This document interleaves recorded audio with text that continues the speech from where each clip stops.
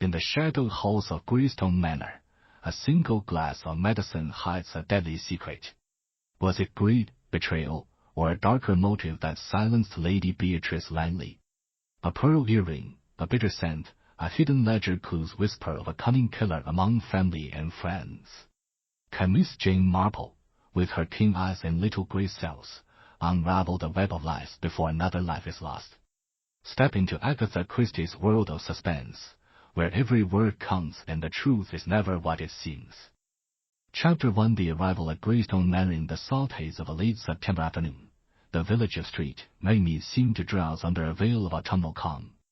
The leaves, tinged with gold and crimson, whispered secrets to the breeze, and the chimneys of Greystone Manor puffed lazily against the pale sky. The manor, a sprawling Georgian edifice, stood at the edge of the village, its ivy-clad walls exuding an air of dignified decay. It was a house that had seen generations come and go, and now it harbored a new drama, though none yet suspected its gravity. Miss Jane Marple, with her neat grey hair and deceptively mild blue eyes, sat in the drawing-room of her modest cottage, her knitting needles clicking rhythmically. She had been invited to Greystone Manor by her old friend, Lady Beatrice Langley, whose recent letters had carried an undercurrent of unease. Beatrice, a widow of considerable wealth, had taken to her bed in recent months, tended by a private physician in a small circle of family and staff. Her invitation to Miss Marple was couched in polite terms, but Jane, with her keen intuition for human nature, sensed a plea for more than mere companionship. Something is amiss at Greystone, Miss Marple murmured to herself, setting aside her knitting. Beatrice's words were too careful, too guarded. There is a shadow in that house. She arrived at Greystone Manor just as the sun dipped below the horizon, casting long shadows across the gravel drive. The butler, a stooped man named Grayson with a face as impassive as stone, greeted her with a bow and leaded her into the grand hall. The air was heavy with the scent of polished wood and fading roses, and the ticking of a grandfather clock echoed faintly. Lady Beatrice awaited her in the upstairs parlor, a room adorned with heavy drapes and portraits of stern-faced ancestors. She was propped up on a chaise longue, her once vibrant features now pale and drawn. Beside her stood Dr. Ernest Caldwell, a man in his late 40s with sharp green eyes and a meticulously trimmed mustache. His manner was professional, but Miss Marple noted the faint tension in his posture, as though he were perpetually braced for scrutiny. "Jane, my dear," Beatrice said, her voice frail but warm. "How kind of you to come. I fear I am not the hostess I once was." "Nonsense, Beatrice," Miss Marple replied, settling into a chair with her usual air of quiet authority. "A visit to Greystone is always a pleasure, though I confess I am curious about your recent arrangements." Beatrice's smile faltered, and she glanced at Dr. Caldwell, who cleared his throat. "Her ladyship is recovering well," he said smoothly. "A touch of fatigue, nothing more. My treatments are proving effective." Miss Marple's eyes twinkled, but she said nothing, merely nodding as she surveyed the room. The other occupants were a small but varied group: Beatrice's nephew, Rupert Langley, a handsome young man with a restless air and a penchant for fast cars; his fiancée, Claire Weston, a coolly elegant woman whose sharp wit matched her striking beauty; and Mrs. Agnes Poole, the housekeeper, whose dour expression suggested a lifetime of unspoken grievances. There was also a nurse, Miss Ellen Harper, whose nervous hands betrayed her youth and inexperience. The conversation was polite but strained, each word carefully chosen, as though the room were a stage and the players wary of missing their cues.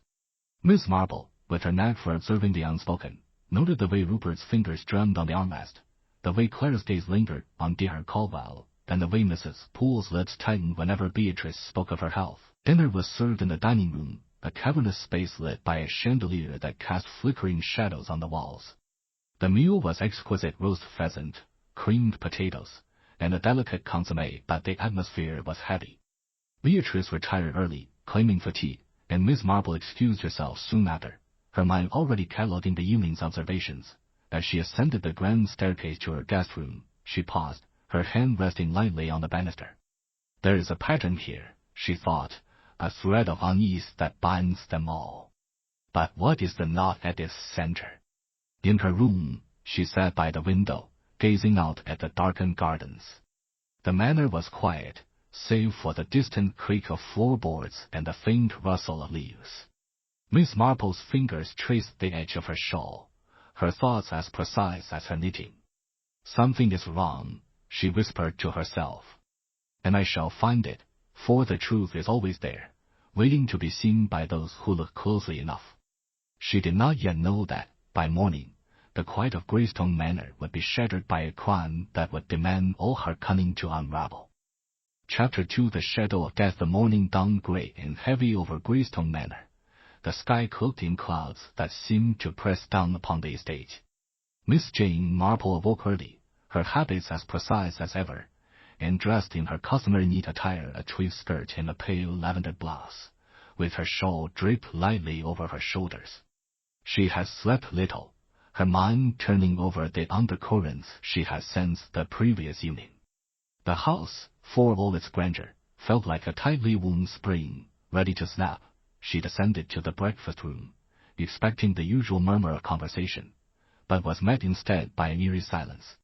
The long mahogany table was set for breakfast, but only Grayson, the butler, stood by the sideboard, his face even more ashen than the night before. His hands, usually steady, trembled slightly as he poured coffee. "Good morning, Grayson," Miss Marple said, her voice gentle but probing. "Is something amiss?" Grayson's eyes flickered to hers, and for a moment she thought he might speak. But he merely bowed and said, "I regret to inform you, Miss Marple, that there has been a tragedy. Lady Beatrice was found dead this morning." Miss Marple's expression remained serene, though her heart quickened. "Dead," she repeated softly, as though testing the word. "How dreadful. May I ask how it happened?" Grayson hesitated, his gaze darting toward the door. "It appears to be her heart, madam. Dear Caldwell is with her now, and the police have been summoned." Miss Marple nodded, her mind already sifting through possibilities. "I see. And where was she found?" "In her bedroom, madam. Miss Harper, the nurse, discovered her just after 6 o'clock." Miss Marple thanked him and made her way to the upstairs parlor, where she found the household gathered in a state of subdued chaos. Rupert Langley paced by the window, his face pale and his hands clenched. Clara Weston sat rigidly in an armchair, her eyes fixed on some distant point, while Mrs. Poole hovered near the door, her dark expression now tinged with something like fear. Miss Harper, the young nurse, was sobbing quietly into a handkerchief, and dear Caldwell stood by the fireplace, his demeanor calm but his eyes watchful. "My dear friends," Miss Marple said, stepping into the room with her characteristic air of quiet authority, "this is a terrible shock. May I offer my deepest condolences?" Rupert stopped pacing and turned to her, his voice sharp. "Condolences?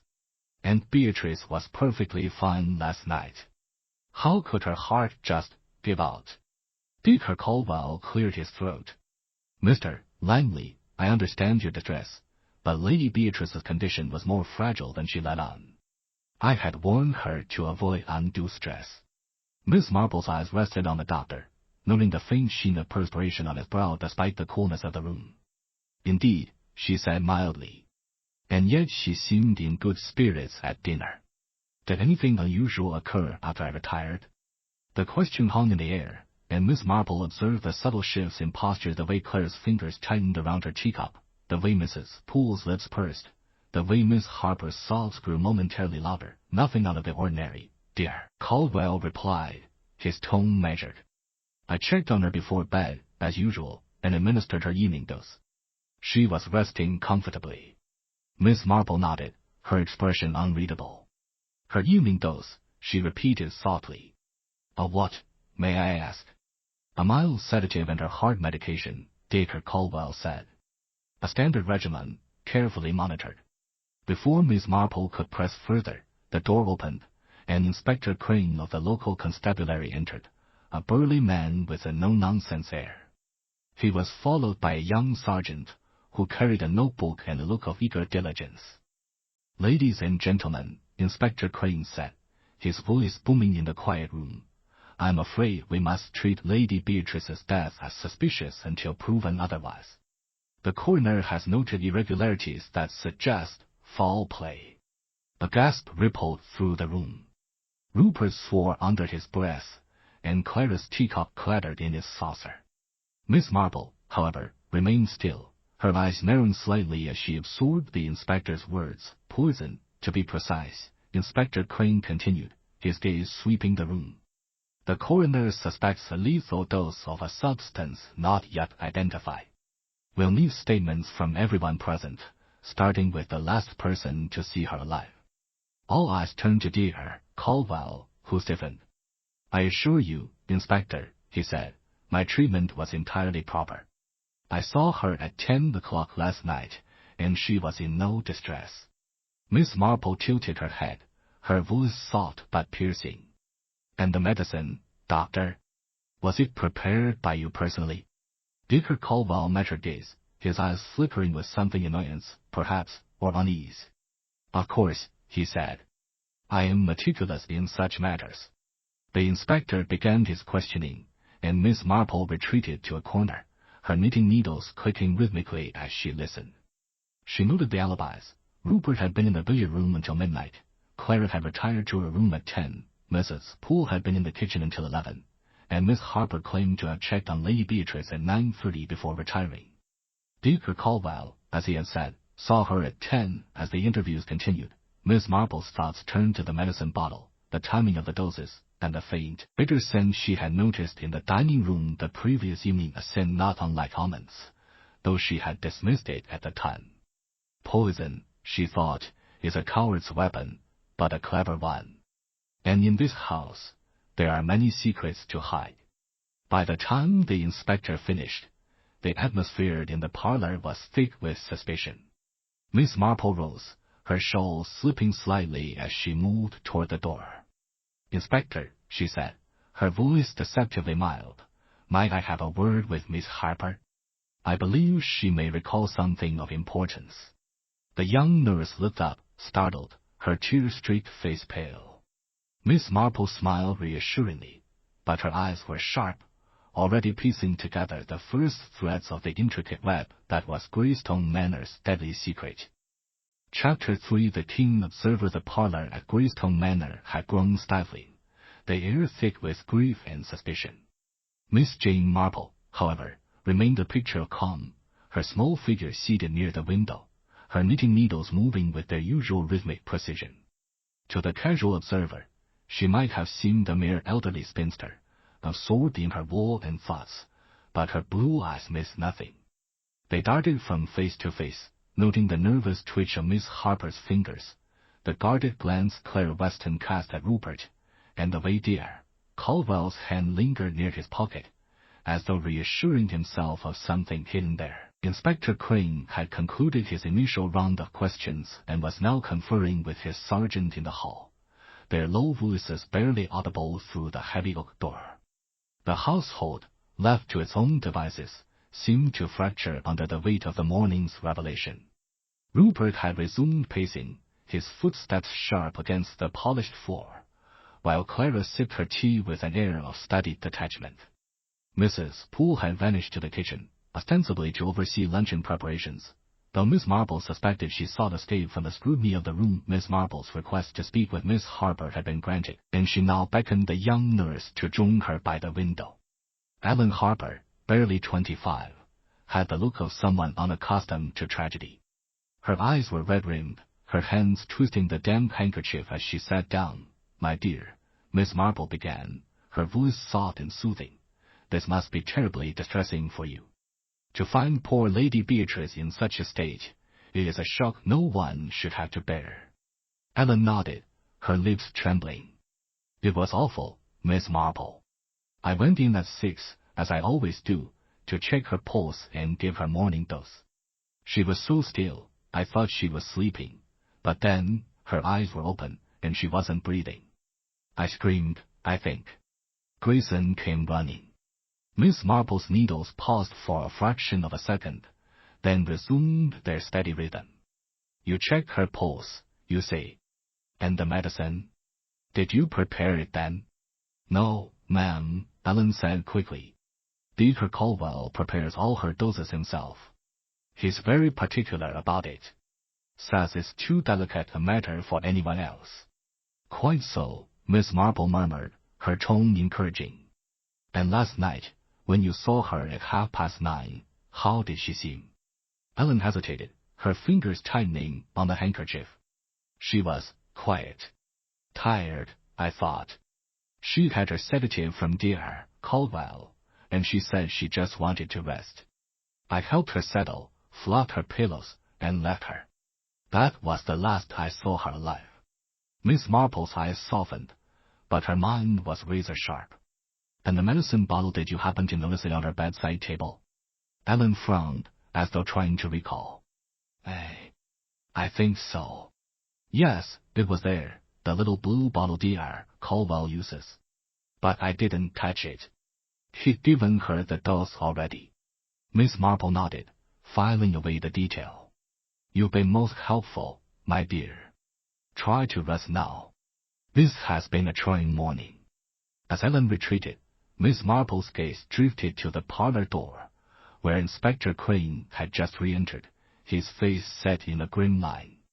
Miss Marple, he said, approaching her, I understand you have a reputation for insight in such matters. Might I ask your impressions? Miss Marple smiled faintly, her eyes twinkling with a hint of mischief. Oh, Inspector, I am merely an old woman who notices things. But I will say this. The truth is often hidden in the smallest details, the ones we overlook because they seem too ordinary. The inspector raised an eyebrow, clearly unsure whether to take her seriously. And what details have you noticed, may I ask? Miss Marple's needles clicked softly. For instance, she said, the medicine bottle. Dr. Caldwell is, as Miss Harper says, very particular about preparing Lady Beatrice's doses. Yet last night, at dinner, I detected a faint scent in the air, something bitter, not unlike almonds. It was fleeting, but it struck me as odd in a room filled with the aromas of pheasant and wine. Inspector Crane's eyes narrowed. Almonds. You're suggesting cyanide. I suggest nothing, Inspector, Miss Marple said mildly. I merely observe. And I observed that everyone in this house had access to Lady Beatrice's room, and that her medicine was a daily ritual known to all. A clever mind might see opportunity there. The inspector grunted, scribbling a note. We'll have the bottle analyzed, of course. The coroner's already taken it into evidence. But cyanide, that's not a common household item. No, Miss Marple agreed, but it is not so difficult to obtain for those with means and motive. A doctor, for instance, might have access to such things. Or a housekeeper with a grudge. Or a nephew with debts. Her words hung in the air, and she noted the way Rupert's head snapped up, his eyes flashing with indignation. Clara, too, stiffened, her teacup pausing midway to her lips. Dr. Caldwell, however, remained impassive, though Miss Marple saw his hand slip into his pocket again, a gesture she found curiously telling. The inspector excused himself to oversee the search of Lady Beatrice's room, and Miss Marple rose, her shawl slipping slightly as she moved toward the door. I think, she said to no one in particular, I shall take a turn in the garden. The air will do me good. As she stepped outside, the cool September breeze carried the scent of damp earth and fading roses. She walked slowly along the gravel path, her eyes scanning the windows of the manor. From one, she saw Clara watching her, her expression unreadable. From another, Rupert's silhouette moved restlessly. Miss Marple's lips curved into a faint smile. They are all playing their parts, she thought, but one of them has played a deadly game. She paused by a rosebush, her fingers brushing the petals as she considered the medicine bottle, the bitter scent, and the alibis that aligned too neatly. The truth, she murmured, is like my knitting. The pattern emerges only when you follow the threads, no matter how tangled they seem. And with that, Miss Marple turned back toward the house, her mind already weaving the first strands of a solution to Greystone Manor's grim mystery. Chapter 4. The threads of inquiry. The late morning light filtered through the tall windows of Greystone Manor, casting long, wavering shadows across the parquet floor of the library, where Miss Jane Marple had settled with her knitting. The room, lined with leather-bound volumes and heavy oak furniture, was a sanctuary of quiet, but the air thronged with unspoken tension. Inspector Crane and his sergeant had commandeered the dining room for their interviews, leaving the household to scatter like leaves in a storm. Miss Marple, however, preferred to observe from the sidelines, her sharp eyes and keen mind gathering details as others let their guards sleep. She had requested a private word with each member of the household, a task Inspector Crane had reluctantly allowed, perhaps sensing that her unassuming demeanor might coax out truths his blunt authority could not. Miss Marple began with Mrs. Agnes Poole, the housekeeper, who entered the library with the air of a woman bracing for battle. Her gray hair was pulled into a tight bun, and her lips were set in a thin line of disapproval. Mrs. Poole, Miss Marple began, her voice as gentle as a summer breeze. You have served Lady Beatrice for many years, I understand. It must be a great shock to lose her so suddenly. Mrs. Poole's eyes flickered, but her expression remained guarded. 20 years, Miss Marple. I came to Greystone when her ladyship married Lord Langley. She was a good mistress, though demanding at times. Miss Marple's needles clicked softly, a soothing counterpoint to the housekeeper's clipped tone. And her health? Did you notice any change in her condition recently? Mrs. Poole hesitated, her fingers smoothing the edge of her apron. She was weaker this past month, I'd say. Dacre Caldwell was always fussing over her, with his bottles and pills. I didn't like it, if I'm honest. Too much medicine for my taste. Miss Marple tilted her head, her eyes bright with interest. You disapproved of Dacre Caldwell's methods? The housekeeper's lips tightened. He's too smooth, that one. Always hovering, always watching.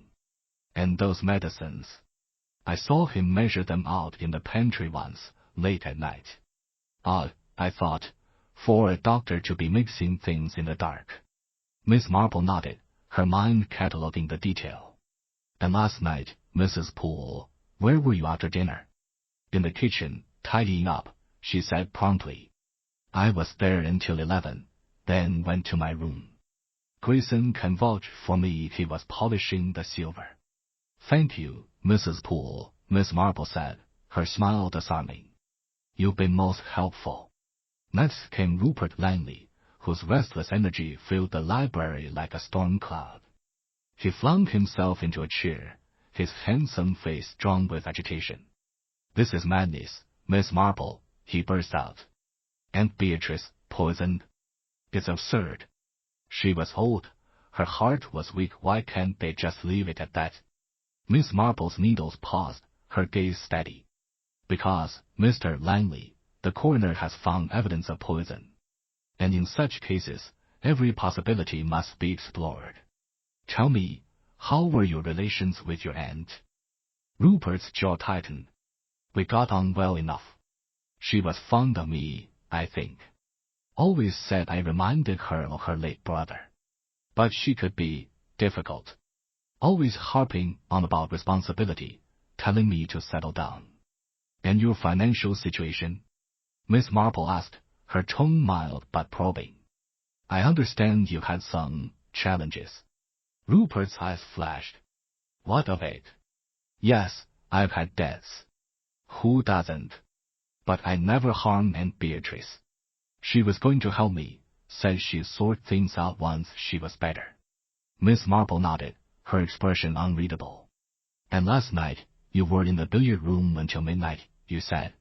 Yes, he snapped. Clara was with me for a bit, then she went to bed.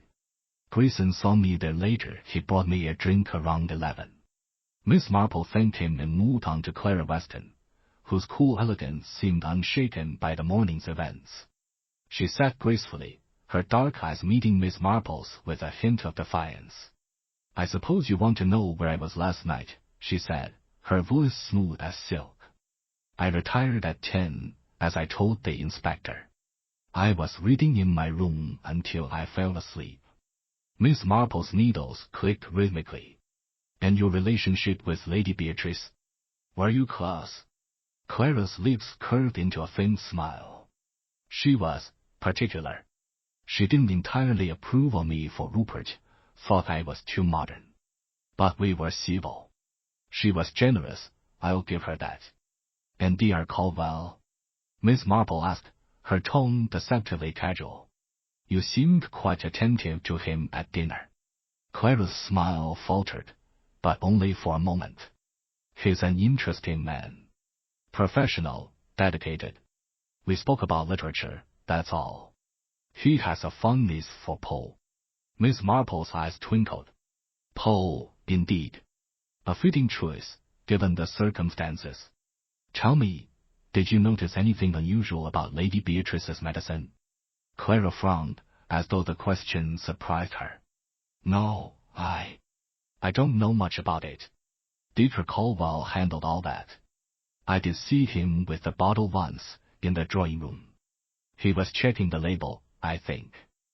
Chapter 5. The obvious suspect. The afternoon at Greystone Manor settled into an uneasy stillness, broken only by the occasional murmur of voices and the creak of floorboards as Inspector Crane's men moved through the house. Miss Jane Marple, seated in the conservatory with its walls of glass and lush greenery, appeared absorbed in her knitting, but her eyes were as sharp as ever, catching every fleeting glance and nervous gesture among the household. The news of poison had cast a pall over Greystone, and suspicion now hung like a fog, clouding every interaction. Inspector Crane had returned from his inspection of the pantry, his face grim as he conferred with his sergeant. They had found nothing out of the ordinary, no vials of mysterious substances, no traces of the bitter, almond-like scent Miss Marple had mentioned. Yet the inspector's attention had shifted, drawn by a discovery that seemed to point to an obvious culprit, Rupert Langley. The inspector summoned the household to the drawing room, his authoritative presence commanding attention. Miss Marple followed quietly, taking a seat near the back, her knitting needles clicking softly as she observed. Rupert stood by the window, his face pale, his hands thrust deep into his pockets. Clara sat nearby, her posture rigid, while Dr. Caldwell leaned against the mantelpiece, his expression unreadable. Mrs. Poole and Miss Harper hovered near the door, their faces etched with anxiety. Ladies and gentlemen, Inspector Crane began, his voice cutting through the tension, we've uncovered evidence that demands explanation. In Mr. Langley's room, hidden beneath a loose floorboard, we found a small vial containing traces of a substance the coroner believes to be cyanide. A collective gasp rose from the room. Rupert's head snapped up, his eyes wide with shock. Cyanide? That's preposterous. I've never seen such a thing. The inspector held up a hand. The vial was in your possession, Mr. Langley. And we learned from Lady Beatrice's solicitor that she recently altered her will, reducing your inheritance in favor of a charitable trust. That gives you a clear motive. Rupert's face flushed with anger. This is absurd. I love my aunt. I never harmed her, and I certainly didn't hide any vial. Clara reached for his arm, her voice low but firm. Rupert, calm down. This is a mistake. Tell them the truth. Miss Marple's needles paused, her gaze resting on Clara's hand, which lingered on Rupert's sleeve a fraction too long. She noted, too, the way Dr. Caldwell's eyes flickered toward the couple, a shadow of something jealousy, perhaps, crossing his face. Mr. Langley, Inspector Crane continued, you were in debt, and your aunt's decision to change her will must have been a blow. You were in the house last night, with access to her room. And now this vial. Can you explain it? Rupert's voice rose, trembling with indignation. I can't explain it because it's not mine. Someone must have planted it. I was in the billiard room until midnight. Grayson saw me. The butler, standing near the door, nodded stiffly. That's true, sir. I brought Mr. Langley a drink at 11. He was alone in the billiard room. Inspector Crane's eyes narrowed. And after 11, you could have gone to Lady Beatrice's room. The corridor to her suite is just past the billiard room. Rupert opened his mouth to protest, but Miss Marple spoke first, her voice soft but clear. Inspector, if I may. The vial is a curious find, but might we consider how it came to be in Mr. Langley's room? A loose floorboard is a rather obvious hiding place, is it not? Almost as if it were meant to be found. The inspector turned to her, his brow furrowing. You're suggesting it was planted? I suggest nothing, Miss Marple said, her eyes twinkling faintly. I merely observe that a clever murderer might wish to divert suspicion. And cyanide, as you said, is not a common household item. Its presence raises questions about access and opportunity. Dacre Caldwell cleared his throat, stepping forward. If I may, Inspector, cyanide is a controlled substance, not easily obtained. As a physician, I can assure you I have no such thing in my possession. My medical bag contains only Lady Beatrice's prescribed medications, all of which I prepared myself. Miss Marple's needles resumed their rhythm. And yet, Doctor, she said mildly, you mentioned locking your bag between uses. Was it locked last night, after you administered Lady Beatrice's dose? Dacre Caldwell's jaw tightened. Of course it was. I am meticulous in such matters. Miss Marple nodded, her expression serene. Naturally. And the key to this lock, where is it kept? In my pocket, he said, patting his waistcoat. Always. Miss Marple said nothing more, but her mind was at work, piecing together the fragments of the puzzle. The vial in Rupert's room was too convenient, too neatly placed to be the work of a careful killer. And Dacre Caldwell's insistence on his meticulousness struck her as oddly defensive. She recalled Mrs. Poole's comment about the doctor mixing medicines in the pantry, and the faint almond-like scent that had lingered in the dining room as the inspector dismissed the household, warning them to remain on the premises. Miss Marple rose and approached Clara, who was lingering near the door. Miss Weston, she said, her voice gentle, you mentioned dear Caldwell's fondness for Poe. Did you discuss anything else with him last night? Clara's eyes flickered, but she smiled coolly. Nothing of consequence. Just polite conversation. Why do you ask? Oh, no reason, Miss Marple said, her tone light. I find literary tastes so revealing, don't you? Poe's stories often turn on betrayal and hidden motives. Clara's smile tightened, and she excused herself, leaving Miss Marple to ponder the exchange. As she returned to the conservatory, her knitting in hand, she thought of the vial, the will, and the locked medical bag. Someone, she murmured to herself, has woven a clever web, but they have left a thread loose. And I shall find it. Outside, the clouds had thickened, promising rain. Inside Greystone Manor, the storm of suspicion was only beginning to gather. Miss Marple thanked her and concluded with Dacre Caldwell himself, who entered the library with an air of controlled confidence. His green eyes met hers squarely, but she noted the slight tremor in his hand as he adjusted his cufflinks. Dacre Caldwell, she said, you were the last to see Lady Beatrice alive, I believe. Can you tell me about her final moments? He nodded, his voice steady. I checked on her at 10, as I told the inspector. She was tired but calm. I gave her the usual dose of sedative and her heart medication, mixed in water. She drank it and seemed comfortable. I left her to rest. Miss Marple's needles slowed. And the bottle itself? Where was it kept? In her room, on the bedside table, he said. I prepared each dose myself, to ensure accuracy. The bottle was locked in my medical bag between uses. Lock? Miss Marple repeated, her voice soft. Yet accessible to you at all times. Dacre Caldwell's eyes narrowed. I am a physician, Miss Marple. My tools are my responsibility. I assure you, the dose was correct. Miss Marple smiled faintly. Of course. One last question, Doctor. Did you notice a bitter scent in the dining room last night? Something almond-like. His face remained impassive, but his fingers tightened briefly on the armrest. I don't recall anything of the sort, he said. The room was full of other smells, food, wine. Perhaps you imagined it. Perhaps, Miss Marple said, her tone light. My senses are not what they were. As dear Caldwell left, Miss Marple leaned back, her knitting resting in her lap.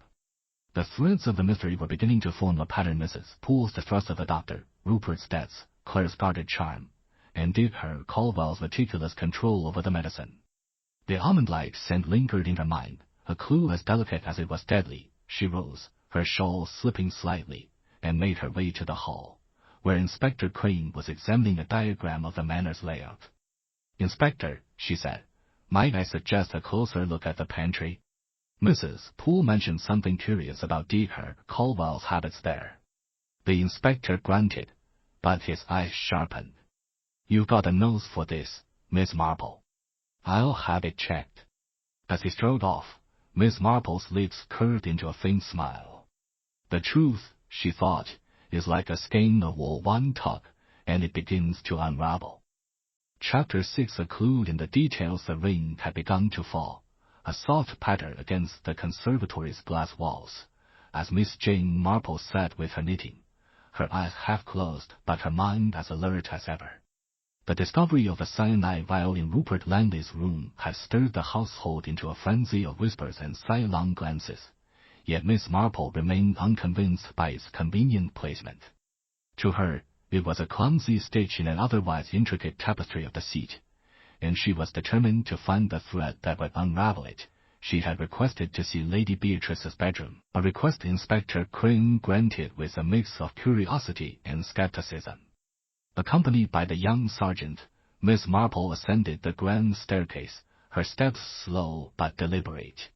The bedroom was a spacious, elegant chamber, its heavy drapes drawn back to reveal a four-poster bed, a mahogany dressing table, and a small bedside table where the blue medicine bottle had stood. The bottle was now in the coroner's possession, but Miss Marple's interest lay in what remained. She moved to the bedside table, her eyes scanning its surface. A silver tray held a water glass, its interior still faintly clouded, and a small porcelain dish, empty but bearing a faint residue of powder. She leaned closer, her nostrils catching a trace of that same bitter, almond-like scent she had noted at dinner. "Curious," she murmured, her voice barely audible. "Something catch your eye, Miss Marple?" The sergeant asked, his pencil poised over his notebook. "Oh, merely an old woman's fancy," she replied, her tone light.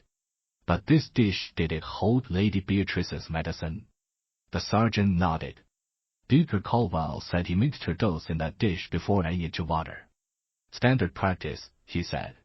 Miss Marple's lips curved into a faint smile. "Standard, indeed. And the glass, has it been tested?" "Not yet, ma'am. The coroner's got the bottle, but the glass is next. We're thorough, don't you worry." "I have no doubt," Miss Marple said, her eyes lingering on the glass. She noted a tiny smudge on its rim, barely visible, as though someone had wiped it hastily. "And the room itself, has anything been moved since Miss Harper found Lady Beatrice?" The sergeant shook his head. "Not a thing, except the body, of course. Inspector's orders." Miss Marple nodded, her gaze drifting to the dressing table. A silver-backed hairbrush, a bottle of lavender water, and a small jewelry box were arranged with meticulous care. But one item caught her attention, a single pearl earring, lying alone on the polished wood. "How odd," she said softly. "Lady Beatrice was always so particular about her jewelry. One earring, without its pair." The sergeant shrugged. "Maybe it fell off. Ladies lose things, don't they?" "Perhaps," Miss Marple said, but her mind was racing. She recalled Clara Weston wearing pearl earrings at dinner, both securely fastened. Had one been lost here, in this room? And if so, why? She thanked the sergeant and made her way downstairs, her thoughts turning to the alibis provided by the household. Each had been carefully stated, yet none felt entirely airtight. Rupert's presence in the billiard room until midnight, Claire's claim of reading in her room, Mrs. Poole's kitchen duties, Miss Harper's early bedtime, and Dr. Caldwell's locked medical bag all were plausible, yet all left room for doubt. The key, Miss Marple knew, lay in the small inconsistencies, the details that seemed trivial but held the truth in their folds. In the drawing room, she found Miss Harper alone, her face pale as she stared out at the rain-soaked gardens. The young nurse started as Miss Marple approached, her hands clutching her apron. "Miss Harper," Miss Marple said gently, "I wonder if you might help me with a small matter. The pearl earring on Lady Beatrice's dressing table, did you notice it this morning?" Ellen's eyes widened. "An earring? No, I didn't see it." I was so shaken, I only looked at her ladyship. "But she wasn't wearing earrings last night, I'm sure of it." Miss Marple nodded, her needles clicking softly as she resumed her seat. "And the dish on the bedside table, did you ever see Dr. Caldwell prepare the medicine there?" Ellen hesitated, her fingers twisting the apron. "Once or twice, maybe.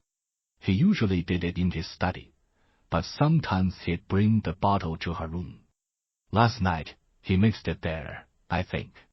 I saw him with the dish when I checked on her at 9:30. Miss Marple's eyes twinkled. "You've a good memory, my dear. And the glass of water, did you see it after he gave her the dose?" Ellen frowned, thinking. Yes, it was half empty. I assumed she'd drunk it. Dr. Caldwell always made sure she finished her dose.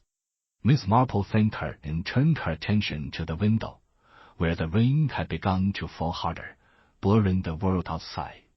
The earring, the dish, the smudged glass, each was a piece of the puzzle, but the picture remained elusive. She thought of Clara's guarded charm, Rupert's defensive anger, and Dr. Caldwell's insistence on his locked bag. And then there was Mrs. Poole's comment about the pantry, a detail that nagged at her like a drop stitch as she rose to join the others for luncheon. Miss Marple's mind was weaving a new pattern. The poison, she thought, was not in the bottle itself, or the coroner would have found it sooner. It was added later, perhaps in the dish or the glass. But by whom and when? She paused in the hallway, her shawl slipping slightly as she glanced toward the pantry door. "The truth," she murmured, "is like a garden path. It winds and turns, but it always leads somewhere." With that, she stepped into the dining room, ready to observe the household once more, knowing that one of them had left a clue too subtle for the inspector's blunt methods, but not for her little gray cells. Chapter 7. The lights unraveled. The rain had settled into a steady drizzle, cloaking Greystone Manor in a grey mist that seemed to mirror the unease within its walls.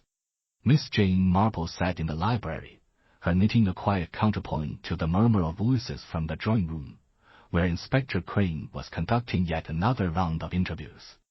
The discovery of the cyanide vial in Rupert's room had tightened the noose of suspicion around him, but Miss Marple's instincts told her the truth was more tangled, woven from the secrets each member of the household guarded so carefully. She had spent the morning reflecting on the clues: the pearl earring on Lady Beatrice's dressing table, the smudged glass, the bitter almond-like scent, and the curious detail of Dr. Caldwell mixing medicines in the pantry.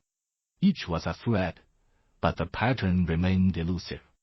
Now, as luncheon approached, she sensed the household was nearing a breaking point, where hidden truths might slip through the cracks of carefully constructed facades. Miss Marple's opportunity came unexpectedly when Clara Weston entered the library, her elegant composure framed at the edges. Her dark eyes were shadowed, and her fingers twisted a silk handkerchief as she paced before the fireplace. "Miss Marple," she said abruptly, "I can't stand this any longer. They're going to arrest Rupert, aren't they? That vial is nonsense, but the inspector won't listen."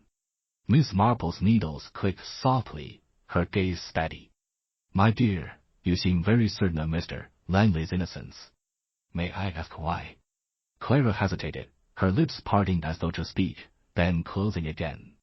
Finally, she sank into a chair, her voice low. "Because I was with him last night, longer than I admitted. We quarreled in the billiard room after 10. He was upset about his aunt's will, yes, but he never hurt her. He was still there when I left at 11:30. Miss Marple's eyes twinkled, though her expression remained serene. 11:30. You told the inspector you retired at 10. Clara's cheeks flushed. "I know. I didn't want to admit we'd argued. It was about money, Rupert's debts, my expectations. It was foolish, but I thought it would look suspicious. And so it does, Miss Marple said gently, but the truth, however inconvenient, is always better than a lie. Did anyone see you leave the billiard room? Clara shook her head. I don't think so. The house was quiet. I went straight to my room. Miss Marple nodded, filing away the new timeline. Clara's admission shifted the alibis, narrowing the window of opportunity for the poison's administration. She thought of the glass, half empty, and the dish with its faint residue. Miss Weston, she said, you mentioned seeing dear Caldwell with the medicine bottle in the drawing room. Was this before or after your quarrel with Rupert? Clara frowned, thinking. Before. Around 9, I think. He was holding it, checking the label. I thought it odd he's usually so careful about keeping it in his bag. Miss Marple's needles paused. Indeed. And did you notice anything else? The bottle's color, perhaps, or its contents? It was the usual blue bottle, Clara said. I didn't look closely. But, now that you mention it, he seemed nervous, glancing at the door as if he didn't want to be seen. Miss Marple thanked her and watched as Clara left, her steps quick and unsteady. The library door had barely closed when Mrs. Poole entered, her face a mask of suppressed agitation. Miss Marple, she said, her voice low, I've something to tell you. I didn't want to speak to the inspector, he'd twisted all wrong, but I saw something last night, and it's been eating at me. Miss Marple's eyes softened, encouraging her to continue. Go on, Mrs. Poole. You can trust me to listen. The housekeeper glanced over her shoulder, then leaned closer. It was Dieter Caldwell, in the pantry, just as I told you. But it wasn't just mixing medicine. He was pouring something from a small vial, not the blue one, but a clear one, with a dropper. I saw him add it to the blue bottle, then shake it. It was after 10, when he said he'd already given her ladyship her dose. Miss Marple's heart quickened, though her expression remained calm. A clear vial, she repeated softly. And you're certain it was after 10? Yes, ma'am, Mrs. Poole said, her voice trembling. I didn't think much of it at the time, just odd, like I said. But now, with talk of poison, Miss Marple nodded, her mind racing. The clear vial was a new piece of the puzzle, one that pointed directly to Dieter Caldwell. Yet the cyanide in Rupert's room suggested a frame, and Clara's revised alibi tightened the timeline further. Thank you, Mrs. Poole, she said. You've done right to tell me. Say nothing to the inspector just yet, let us be sure of our facts. As Mrs. Poole left, Miss Marple leaned back, her knitting resting in her lap. The lies were beginning to unravel, each revelation pulling at the threads of the mystery. Dieter Caldwell's actions in the pantry, Clara's secret quarrel, the pearl earring, the smudged glass, all were connected, but the motive remained hidden. Was it greed, revenge, or something deeper, rooted in the tangled relationships of Greystone Manor? She rose, her shawl slipping slightly, and made her way to the drawing room, where Inspector Crane was questioning Dieter Caldwell. The doctor's voice was smooth, his answers precise, but Miss Marple noted the faint sheen of perspiration on his brow, then waved his hand straight to his pocket. He is hiding something, she thought, but is it guilt or fear? As she entered, the inspector turned to her. Miss Marple, we've just had word from the coroner. The poison was definitely cyanide, administered in Lady Beatrice's evening dose.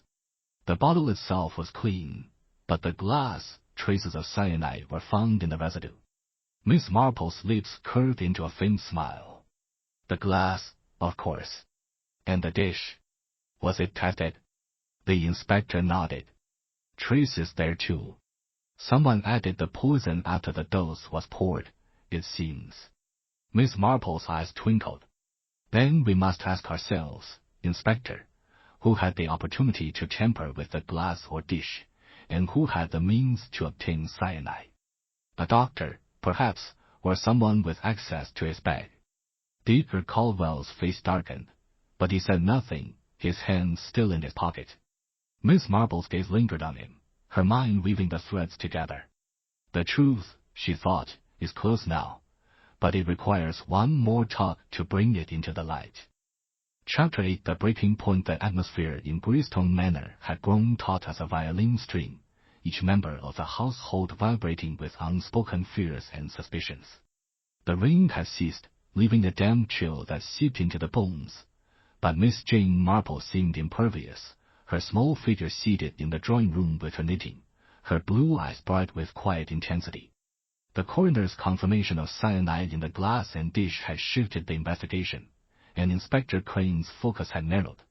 Though Miss Marple sensed he was still chasing shadows rather than substance, the morning's revelations, Clara's revised alibi, Mrs. Poole's account of Dieter Caldwell's actions in the pantry, and the pearl earring on Lady Beatrice's dressing table had woven a tighter web around the suspects. Miss Marple knew the truth was near, but it required a push, a moment of emotional fracture to loosen the final threads. She had seen it before, in a village scandal, a whispered confession, or a glance that betrayed more than words. Today, she resolved to create such a moment. As the household gathered for tea, an air of forced civility prevailed. Rupert sat sullenly by the window, his hands clenched, while Clara maintained her cool elegance, though her eyes darted nervously toward Dieter Caldwell. The doctor himself stood by the fireplace, his posture rigid, his fingers brushing his waistcoat pocket yet again. Mrs. Poole served the tea with mechanical precision, her face a mask of restraint, while Miss Harper, still shaken, avoided everyone's gaze. Miss Marple, sipping her tea, broke the silence with her usual mild tone. It is remarkable, is it not, how a single act can ripple through a house like this.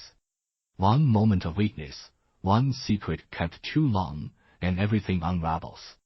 Her words hung in the air, and she noted the subtle reactions. Rupert's jaw tightened, Clara's teacup trembled slightly, and Dieter Caldwell's hand paused mid-motion. Mrs. Poole's eyes flickered toward Miss Harper, who seemed to shrink into her chair. Miss Marple, Inspector Crane said, entering the room with his sergeant, you seem to have a knack for stirring things up. Have you something specific in mind? Oh, Inspector, she replied, her needles clicking softly, I merely reflect on human nature. Secrets, you see, are like stitches pull one, and the whole fabric comes apart. Take, for instance, the pearl earring found in Lady Beatrice's room. It is curious, is it not, that it matches the pair Miss Weston wore at dinner? Clara's head snapped up, her face paling. What are you implying, Miss Marple? I lost no earring. I had both when I went to bed. Indeed, Miss Marple said, her voice gentle but piercing. Yet one was found, alone, on the dressing table. And Miss Harper tells me Lady Beatrice wore no earrings that night. So how did it come to be there, unless someone visited her room after dinner? The room grew still. They only sound the faint clink of a teacup as Mrs. Poole set it down. Clara's eyes darted to Rupert, then back to Miss Marple. I don't know, she stammered. Perhaps it was misplaced earlier. I often visited her room to chat. Miss Marple's eyes twinkled. Perhaps. But let us consider another detail: the glass, half empty, with traces of cyanide. Miss Harper saw it after Dieter Caldwell administered the dose at 10. Yet Mrs. Poole saw the doctor in the pantry, after 10, adding something from a clear vial to the blue bottle. If the dose was already given, why was he tampering with it? Dieter Caldwell's face darkened, his voice sharp. That is a baseless accusation, Miss Marple. I did no such thing. Mrs. Poole is mistaken. Mrs. Poole's voice cut through, trembling but firm. I know what I saw, doctor. You were in the pantry, with a clear vial, after 10. I'll swear to it. The tension snapped like a brittle twig. Miss Harper let out a sob, her hands covering her face. Stop it, please, she cried. I can't bear it. I saw something too, but I was too afraid to say. All eyes turned to the young nurse, who was shaking uncontrollably. Miss Marple leaned forward, her voice soft as a lullaby. My dear, tell us. What did you see? Ellen's words came in a rush, punctuated by sobs. It was last night, after I checked on her ladyship at 9:30. I went to the linen closet near her room to fetch a fresh towel. I saw Clara coming out of Lady Beatrice's room just before 10. She looked startled when she saw me, and she hurried away. I didn't think anything of it then, but now Clara's face went white, her voice rising in protest. That's a lie. I was in the billiard room with Rupert. I never went near her room. Rupert turned to her, his eyes narrowing. Clara, you said you went to bed at 10. Why would Ellen say she saw you? I don't know. Clara snapped, her composure crumbling. She's confused, or lying. I wasn't there. Miss Marple's needles slowed, her gaze moving from Clara to Dirk Caldwell, whose hand was now firmly in his pocket. Miss Harper, she said gently, you've been very brave. And Dirk Caldwell, perhaps you could clarify where is the key to your medical bag now? The doctor froze, his eyes meeting hers. In my pocket, as always, he said, but his voice lacked its usual confidence. Would you show us? Miss Marple asked, her tone deceptively mild. Dear. Caldwell hesitated, then slowly withdrew his hand, revealing not a key but a small, folded piece of paper. He unfolded it, his hands trembling, and the room gasped as a single pearl earring fell to the floor, identical to the one found in Lady Beatrice's room. Inspector Crane stepped forward, his voice stern. Dr. Caldwell explained this at once. The doctor's face crumpled, his voice barely audible. I found it in my study this morning. I didn't know what to do. I swear, I didn't put it there. Miss Marple's lips curved into a faint smile. The truth, she thought, is emerging, like a pattern in my knitting. But there is one more stitch to place. As the inspector took the earring into evidence, Miss Marple's mind turned to the clear vial, the smudged glass, and the lies now spilling forth. Someone had broken, and the web was unraveling. But the final truth, the heart of the crime, remained just out of reach. Chapter 9. The trap is set. The drawing-room of Greystone Manor was a crucible of tension, the air thick with the weight of revelations and the sharp tang of fear. Miss Jane Marple sat quietly in her corner, her knitting needles moving with their usual steady rhythm, but her eyes were alight with the clarity of a mind closing in on its quarry. The discovery of the pearl earring in Dr. Caldwell's possession had sent a shockwave through the household, and Miss Harper's tearful confession about seeing Clara near Lady Beatrice's room had tightened the web of suspicion. Yet Miss Marple knew the truth was still veiled, hidden in the interplay of motives and opportunities. Inspector Crane, his face set in a determined scowl, had taken Dr. Caldwell aside for further questioning, leaving the others to stew in their unease. Rupert paced like a caged animal, his earlier indignation replaced by a haunted look. Clara sat rigidly, her hands clasped tightly in her lap, while Mrs. Poole hovered near the tea tray, her dark expression now tinged with a grim satisfaction. Miss Harper, still shaken, had retreated to her room, claiming a headache. Miss Marple, however, saw an opportunity in the chaos. She had long believed that the truth emerged not through force but through pressure, subtle, psychological pressure that pushed people to reveal what they most wished to conceal. She rose, her shawl slipping slightly, and addressed the room in her deceptively mild tone. Inspector, if I may make a suggestion, perhaps it would be illuminating to gather everyone together once more. There are inconsistencies in our accounts that might benefit from a collective discussion. The inspector, though skeptical, nodded. Very well, Miss Marple. You've got a knack for this, I'll give you that. Let's have them all in here. Within minutes, the household was reassembled in the drawing-room, their faces a gallery of apprehension.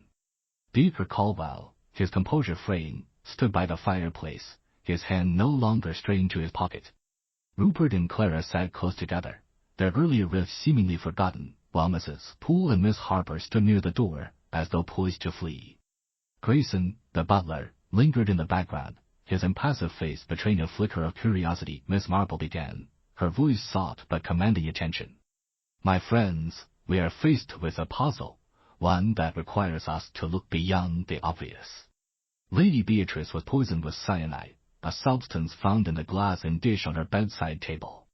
Yet the bottle itself was clean, suggesting the poison was added after the dose was prepared. Let us consider the sequence of events. She paused, her eyes sweeping the room. Dr. Caldwell gave Lady Beatrice her dose at 10 o'clock, as he claims. Miss Harper saw her at 9:30, and she was alive and well. Yet Miss Harper also saw Miss Weston leaving Lady Beatrice's room just before 10. And Mrs. Poole observed Dr. Caldwell in the pantry, after 10, adding something from a clear vial to the blue bottle. Clara's voice cut through, sharp and defensive. I told you, I wasn't in her room. Ellen must be mistaken. Miss Harper flinched, but Miss Marple raised a hand, her tone soothing. Let us assume, for a moment, that Miss Harper is correct. If Miss Weston was in the room, she had the opportunity to tamper with the glass or dish. But so did Dr. Caldwell, who was there at 10. And we must not forget the pearl earring, found first in Lady Beatrice's room and then in Dr. Caldwell's possession. How did it come to be there? Dr. Caldwell's face reddened. I told you, I found it in my study this morning. Someone must have placed it there to implicate me. Miss Marple nodded, her needles clicking softly. Indeed, Doctor. And the vial of cyanide in Mr. Langley's room, another convenient discovery, hidden under a loose floorboard. It suggests a pattern, does it not? Someone wishes to direct suspicion, to point fingers at others. But why? Rupert's voice was hoarse. You're saying someone's framing us? Who would do that? Miss Marple's eyes twinkled. That, Mr. Langley, is the question. Let us consider motive. Lady Beatrice's will was recently changed, reducing your inheritance. That gives you a reason to wish her gone. Miss Weston, as your fiancée, might share that motive. Dr. Caldwell, as her physician, had access to her medicines and perhaps knowledge of her intentions. Mrs. Poole, after years of service, might harbor resentments we cannot yet see. And Miss Harper, young and impressionable, might have been drawn into a scheme beyond her understanding. The room was silent, each occupant frozen under her gaze. Miss Marple continued, her voice steady. But there is one detail that troubles me, the almond-like scent I noticed at dinner. It was faint, fleeting, but unmistakable. Cyanide has such a smell, yet it was not in the food or wine. Where, then, did it come from? She turned to Dr. Caldwell, her tone gentle but probing. Doctor, you are a man of science. Cyanide is not easily obtained, yet you have access to medical supplies. And your key, the one to your medical bag, where was it last night? Dr. Caldwell's hand twitched, but he met her gaze. In my pocket, as I said. The bag was locked. Miss Marple's lips curved into a faint smile. And yet, Doctor, you were seen in the pantry, after 10, with a clear vial. If the dose was already given, why were you there? And why was the earring, which matches Miss Weston's, found in your study?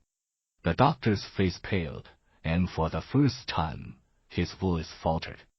I don't know. I swear, I didn't touch the cyanide. I'm being set up. Miss Marple's eyes moved to Clara, whose hands were now trembling. Miss Weston, you deny being in Lady Beatrice's room, yet Miss Harper is certain. And your earring, how did it travel from her room to Dr. Caldwell's study? Clara's composure cracked, her voice rising. I don't know. I didn't go to her room, and I didn't lose my earring. Someone is lying. The room erupted in murmurs, accusations flying like sparks. Rupert turned on Clara, his voice sharp. You said you were with me, Clara. What's going on? Inspector Crane stepped forward, his voice booming. Enough. Miss Marple, you stirred the pot, but do you have anything concrete? Miss Marple's needles slowed, her gaze steady. Not yet, Inspector. But the truth is near. Someone in this room knows more than they've said. And I believe, with a little more time, they will tell us. As the household dispersed, their nerves frayed, Miss Marple remained seated, her mind weaving the final threads. The earring, the vial, the scent, the alibis all pointed to a clever plan, but the motive was still hidden. She knew the trap was set. Now, she needed only wait for the guilty to step into it. Chapter 10 The unveiling of the truth. The drawing room of Greystone Manor was a stage set for revelation, its heavy drapes and flickering firelight casting an almost theatrical glow over the assembled household. Miss Jane Marple sat in her usual corner, her knitting needles silent for once, her hands folded calmly in her lap. The tension in the room was palpable, each occupant poised on the edge of their nerves after Miss Marple's calculated pressure the previous day. Inspector Crane stood by the fireplace, his arms crossed, his eyes sharp with anticipation. He had agreed to let Miss Marple address the group one final time, sensing that her quiet persistence had brought them to the brink of truth. Ladies and gentlemen, Miss Marple began, her voice soft but carrying the weight of certainty. We have reached the heart of this sad affair.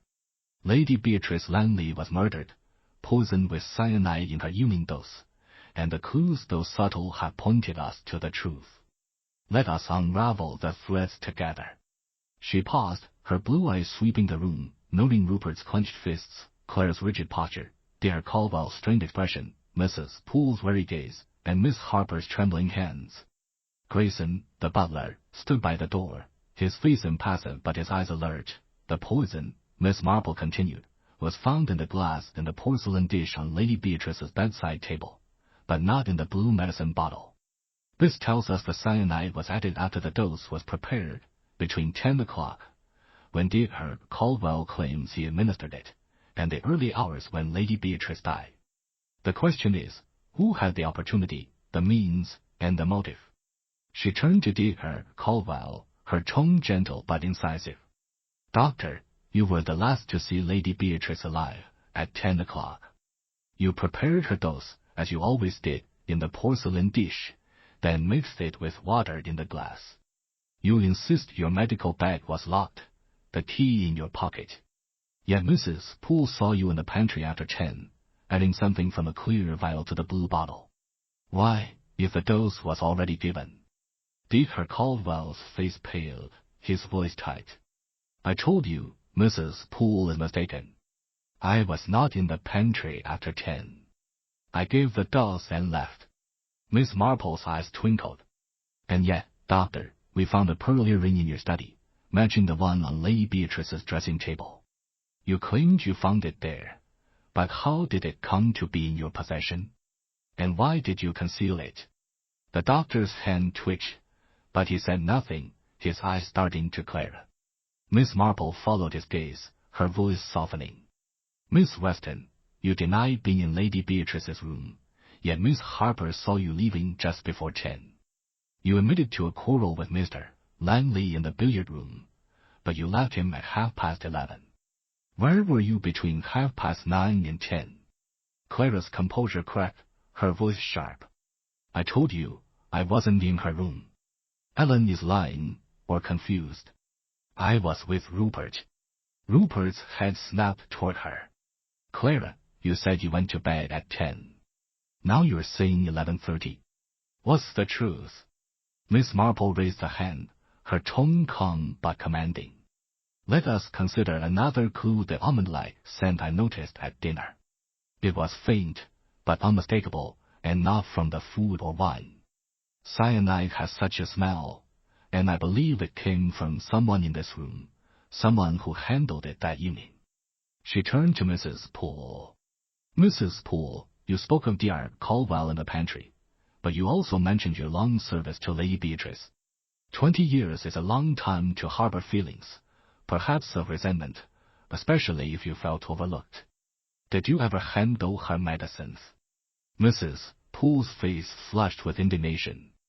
Never. I wouldn't touch them. That was the doctor's job, and I told you what I saw. Miss Marple nodded, her gaze shifting to Miss Harper. And you, my dear, saw Miss Weston leaving Lady Beatrice's room. You also saw the glass, half empty, after the dose was given. Did you notice anything unusual about it? Miss Harper's voice trembled. No, It looked normal. I thought she'd drunk it, like always. Miss Marple's lips curved into a faint smile. And yet, the truth lies in the smallest details. The earring, the vial in Mr. Langley's room, the smudged glass, the pantry, these are not random. They point to a plan, one designed to confuse and mislead. But there is one fact that cannot be ignored. The cyanide was in the glass, and only one person had the opportunity to place it there. She paused, her eyes locking on Dr. Caldwell. Doctor, you prepared the dose, but you did not add the cyanide then. The bottle was clean. Instead, you returned to Lady Beatrice's room after 10, when you thought the house was asleep. You added the cyanide to the glass, knowing she would drink it later, as she often did if she woke in the night. The earring was a mistake, Miss Weston's, dropped during an earlier visit, which you found and kept, perhaps to use against her. But you underestimated the household's watchfulness. Dr. Caldwell's face contorted, his voice rising. This is outrageous. I did no such thing. Why would I kill her? Miss Marple's voice remained steady. Motive, doctor, is often hidden in the heart. Lady Beatrice was planning to change her will again, was she not? To leave a substantial sum to a medical charity, one that would have exposed your financial irregularities. You had been siphoning funds from her accounts, disguised as medical expenses. She suspected, and you could not risk her discovery. The room gasped, and Dr. Caldwell staggered back, his hand clutching the mantelpiece. That's a lie. You have no proof. Miss Marple's eyes twinkled. The proof, doctor, is in your study. The clear vial, hidden in your desk, still bears traces of cyanide. And the ledger, tucked behind your medical books, shows the discrepancies in Lady Beatrice's accounts. Inspector, I suggest you look there. Inspector Crane nodded to his sergeant, who hurried out. The room was silent, the weight of Miss Marple's words settling like dust. Dr. Caldwell's shoulders slumped, his voice a whisper. I only meant to protect myself. She was going to ruin me. Clara gasped, Rupert swore, and Mrs. Poole's face softened with grim vindication. Miss Harper burst into tears, and Grayson's impassive mask finally cracked, revealing a flicker of shock. Miss Marple leaned back, her hands folding over her knitting. The truth, she said softly, is like a garden path. It may wind, but it always leads to the light. Chapter 11. The reflection. The drawing-room of Greystone Manor, so recently a stage for accusation and revelation, now held a quieter air, as though the house itself exhaled in relief at the truth laid bare. Dr. Ernest Caldwell had been taken away by Inspector Crane's men, his face ashen, his protests reduced to a defeated murmur. The discovery of the clear vial and the incriminating ledger in his study had sealed his fate, confirming Miss Jane Marple's deductions. The household, though shaken, seemed to settle into a fragile calm, as if a storm of suspicion had finally passed. Miss Marple remained in her corner, her knitting once again in her hands, the needles moving with their familiar rhythm. The firelight cast soft shadows across her face, accentuating the serene wisdom in her eyes. Inspector Crane approached her, his earlier skepticism replaced by a grudging respect. Miss Marple, he said, his voice low, I don't know how you did it, but you saved us weeks of work. That ledger, how did you know? Miss Marple's lips curved into a faint smile. Oh, Inspector, it was merely a matter of observing the human heart. Dr. Caldwell was too meticulous, too controlled, yet his hand kept straying system, to his pocket, a sign of guilt or fear. The ledger was a logical deduction. Lady Beatrice's wealth was the key to this tragedy, and a man like Dr. Caldwell, with access to her trust, would keep records of his misdeeds, even if hidden. The inspector shook his head, a wry smile tugging at his lips. You make it sound simple, but it's a rare mind that sees what you do. The earring, the vial, the pantry all seem so tangled. Miss Marple's needles clicked softly. The truth, Inspector, is like my knitting. It appears tangled at first, but each stage has its place. Dr. Caldwell's motive was greed, masked by his professional veneer. The pearl earring was a misstep, likely dropped by Miss Weston during an innocent visit, which he seized to cast suspicion elsewhere. The cyanide vial in Mr. Langley's room was another attempt to mislead, but it was too obvious, too clumsy for a man of his cunning. She paused, her gaze drifting to the window, where the late afternoon light filtered through the now clearing clouds. What puzzled me most was the timing. The poison was in the glass, not the bottle, meaning it was added after the dose was poured. Dr. Caldwell's return to the pantry, seen by Mrs. Poole, was his fatal error. He thought the house was asleep, but human nature is rarely so predictable. Rupert Langley, who had been listening from across the room, approached, his face still pale but his eyes softer. Miss Marple, I don't know how to thank you. I thought they'd pin it on me, or Clara. You saw through it all. Miss Marple's eyes twinkled. My dear Mr. Langley, you are young and impulsive, but your heart is not that of a murderer. Your deaths were a motive, true, but they were too obvious. A true killer hides their reasons more carefully. Clara, standing beside Rupert, looked less composed, her hands twisting together. I feel such a fool, she said quietly. I thought perhaps Rupert had done something rash. And that earring, I must have dropped it days ago when I visited Lady Beatrice. Miss Marple nodded. A small detail, Miss Weston, but one that nearly cost you dearly. It is often the smallest things, a scent, a smudge, a misplaced item, that reveal the truth. Mrs. Poole, who had been hovering near the tea tray, stepped forward, her dark expression softened by a rare hint of gratitude. You've done right by her ladyship, Miss Marple. She deserved justice, and you gave it to her. Miss Marple inclined her head. Justice, Mrs. Poole, is a quiet thing, but it must be sought with care. Lady Beatrice was a good woman, and her trust was betrayed. That is the true tragedy. As the household began to disperse, Inspector Crane lingered, his notebook tucked under his arm. Miss Marple, if you ever tire of street, marry Mead. The yard could use a mind like yours. She laughed softly, a sound like the rustle of leaves. Oh, Inspector, I am far too old for such adventures. My place is in my garden, with my knitting and my neighbors. But I confess, human nature never ceases to fascinate me.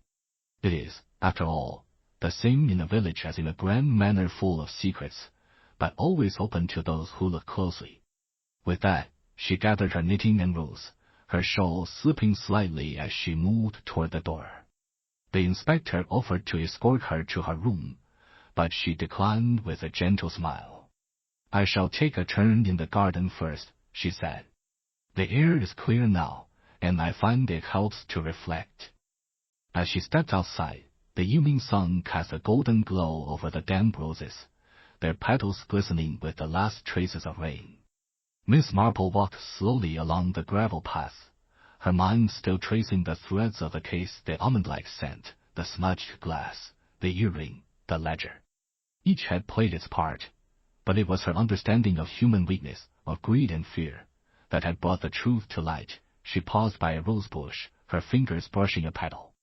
The world, she murmured, is full of patterns, if one only knows where to look. With a final glance at Greystone Manor, its windows now aglow with the light of a new evening, Miss Marple turned toward her cottage in Street Mary Mead, ready to return to her quiet life until the next puzzle called her little gray cells to action. Chapter 12. The echoes of truth. The sun had dipped below the horizon, casting Greystone Manor in a twilight glow that softened its austere lines. Inside, the household was still reeling from the dramatic revelation of Dr. Caldwell's guilt, but a sense of closure had begun to settle, like dust after a storm. Miss Jane Marple, however, lingered at the manor, her departure delayed by a quiet request from Rupert Langley to join him for a final conversation in the library. She sat now in a high-backed chair, her knitting resting in her lap, her serene expression belying the sharp mind that had unraveled the deadly plot. Rupert stood by the window, his silhouette framed against the fading light, his earlier agitation replaced by a somber introspection. Miss Marple, he began, his voice low. "I owe you more than I can say. You saved me from the gallows, and Clara too. But I can't help feeling responsible, somehow. If I hadn't been so reckless with money, perhaps Aunt Beatrice would still be alive." Miss Marple's eyes softened, her voice gentle but firm. "My dear Mr. Langley, you must not blame yourself for the actions of another.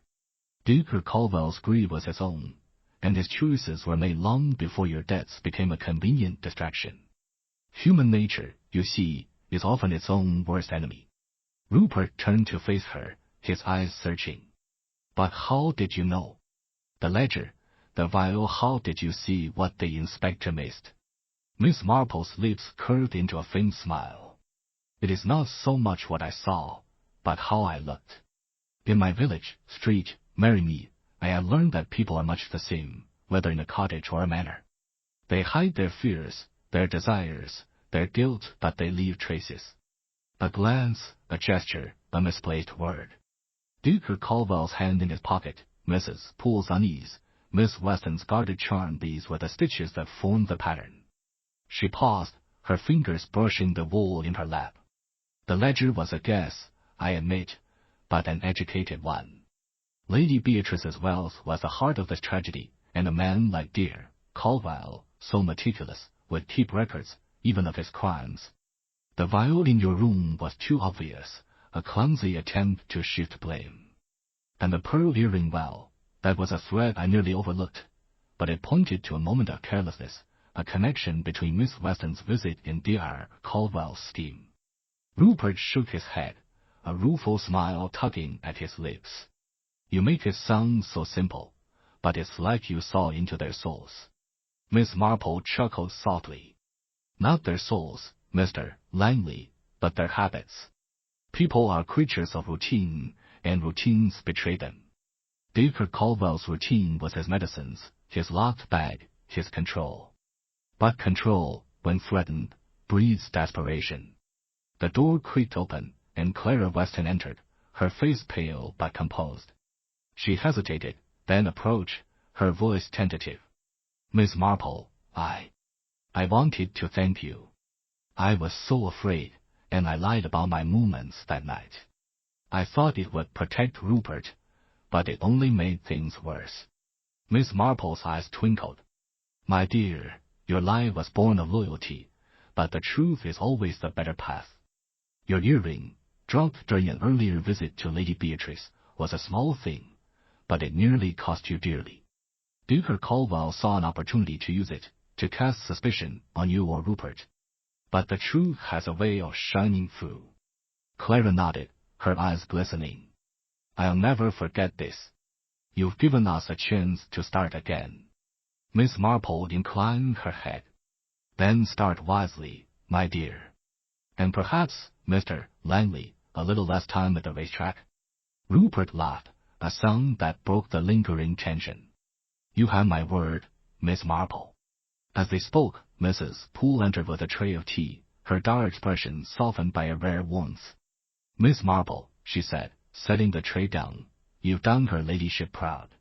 She always said you had a way of seeing things others missed." Miss Marple accepted a cup, her smile gentle. "Lady Beatrice was a dear friend, Mrs. Poole. She deserved justice, and I am glad to have played a small part in it." The housekeeper lingered, her voice dropping. "I should have spoken sooner about the pantry. I was afraid, but you gave me courage." "You did right in the end," Miss Marple said. "That is what matters." As the evening deepened, Miss Marple rose, her shawl slipping slightly as she gathered her knitting. "I must return to Street Mead," she said. "My garden will be missing me, and I have a new pattern to finish." Rupert and Clara escorted her to the hall, where Grayson awaited with her coat. The butler bowed, his voice formal but warm. "Safe travels, Miss Marple. Greystone is in your debt." She smiled, her eyes bright. "Nonsense, Grayson. I merely tidied a few loose threads." As she stepped into the cool evening air, the stars emerging above the manor, Miss Marple paused, her gaze lingering on the ivy-clad walls. "The world," she thought, "is full of mysteries, but they are only mysteries until we look closely enough. With a final nod to the manor, she turned toward the village, her mind already drifting to the quiet rhythms of home, where new patterns and perhaps new puzzles awaited. Chapter 13. The lingering shadows. The morning after dear Caldwell's arrest dawned crisp and clear. The skies above Greystone Manor swept clean of the previous day's clouds. The manor itself, however, seemed to carry a lingering weight, as though the walls still held echoes of the tragedy that had unfolded. Miss Jane Marple, preparing to depart for Street Mary Mead, had spent the night in her guest room, her mind turning over the case's final details. Though the truth had been revealed, she sensed a few threads remained loose, not in the crime itself, but in the human tapestry of Greystone's inhabitants. She sat now in the conservatory, her knitting needles clicking softly, the sunlight streaming through the glass walls and illuminating the delicate ferns around her. The household was subdued, each member grappling with the aftermath of betrayal and loss.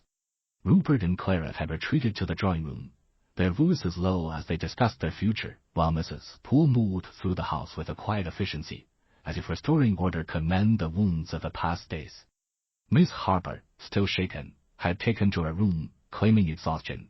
Inspector Crane joined Miss Marple in the conservatory, his heavy footsteps announcing his arrival. He carried a small notebook, its pages now filled with the details of dear Caldwell's confession, secured after the discovery of the ledger and vial. Miss Marple, he said, settling into a wicker chair, I've just come from the station. Caldwell's admitted to it all, siphoning funds, forging prescriptions, and finally the cyanide. He thought he'd covered his tracks, but you saw through him. Miss Marple's eyes twinkled, her needles pausing briefly. He was clever, Inspector, but not clever enough. His mistake was underestimating the watchfulness of this house. Mrs. Poole's sharp eyes, Miss Harper's honesty, even Miss Weston's dropped earring all played their part. The inspector nodded, his expression thoughtful. Still, it's a grim business. Caldwell says he acted alone, but I can't help wondering if there's more to it. The earring, for instance, why keep it? And why plant the vial in Rupert's room? Miss Marple's lips curved into a faint smile. Human nature, Inspector, is rarely tidy. Dacre Caldwell kept the earring as a safeguard, perhaps to implicate Miss Weston if suspicion turned too closely to him. As for the vial, it was a clumsy attempt to divert attention to Mr. Langley, whose debts made him an easy target. But such ploys often reveal more about the planner than the plan. The inspector grunted, scribbling a note. You've a way of seeing the why behind the what, Miss Marple. I suppose that's why you got to the truth before we did. Oh, I merely notice what others overlook, she said, her tone modest. In a village like Street Mary Mead, one learns to read the signs, the glance that lingers, the word left unsaid.